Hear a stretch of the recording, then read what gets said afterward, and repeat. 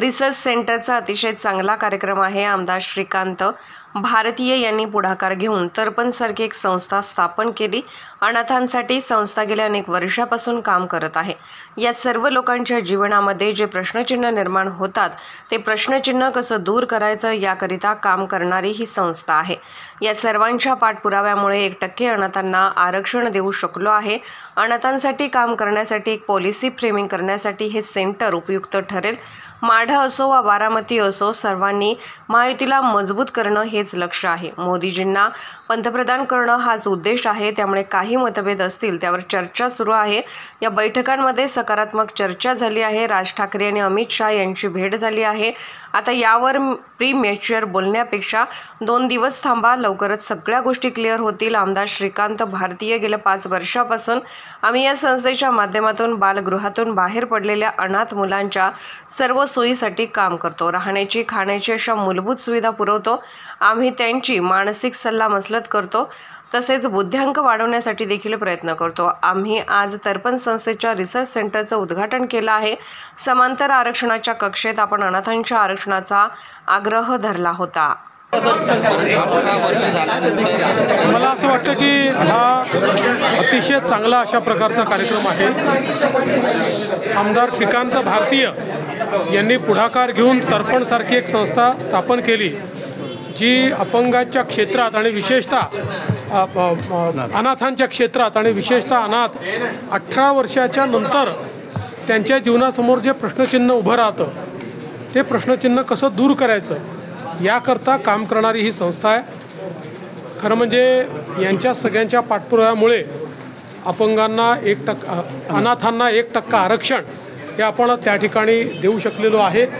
आणि आता research foundation जे सुरू झालेलं आहे ते मला असं वाटतं की हे जे क्षेत्र आहे या क्षेत्रामध्ये अतिशय मूलभूत अशा प्रकारच्या गोष्टींवर रिसर्च या ठिकाणी होईल आणि त्यातनं पॉलिसी फ्रेमिंग करण्याकरता आणि अनाथांच्या क्षेत्राला एक दिशा देण्याकरता एक महत्त्वाचं कार्य याच्या माध्यमातून होणार आहे। असं आहे की म्हाडा असेल किंवा बारामती असेल, सगळ्यांचं लक्ष एक आहे, महायुतीला मजबूत करणं, मोदीजींना प्रधानमंत्री बनवणं।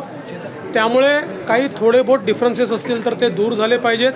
मी एवढंच म्हणेन, ज्या बैठका माझ्या झाल्या आहेत त्या सगळ्या अतिशय सकारात्मक झालेल्या आहेत। अमित शाह साहेबांची त्यांची भेट झालेली आहे आणि मला असं वाटतं की आत्ता प्रीमॅच्युअर बोलण्यापेक्षा 1-2 दिवस वाट पहा, म्हणजे तुम्हाला नीट सगळ्या गोष्टी आम्ही सविस्तर सांगू। 18 वर्षापर्यंत सगळी मुलं अनाथालयामध्ये असतात, बालगृहामध्ये असतात आणि 18 वर्षानंतर त्यांना बालगृहातनं बाहेर पडावं लागतं। गेल्या 5 वर्षापासून आम्ही तर्पण फाउंडेशनच्या वतीने बालगृहातनं बाहेर पडलेल्या 18 वर्षावरच्या अनाथांमध्ये त्यांच्या सर्व प्रकारच्या सोयीसाठी काम करतो।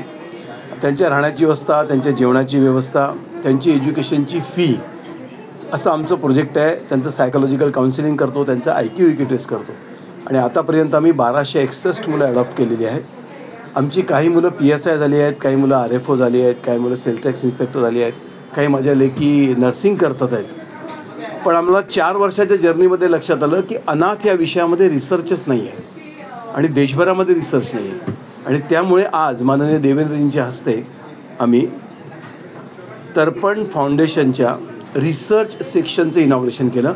That is Tarpan orphans research and development academy, टॉर्डॅक।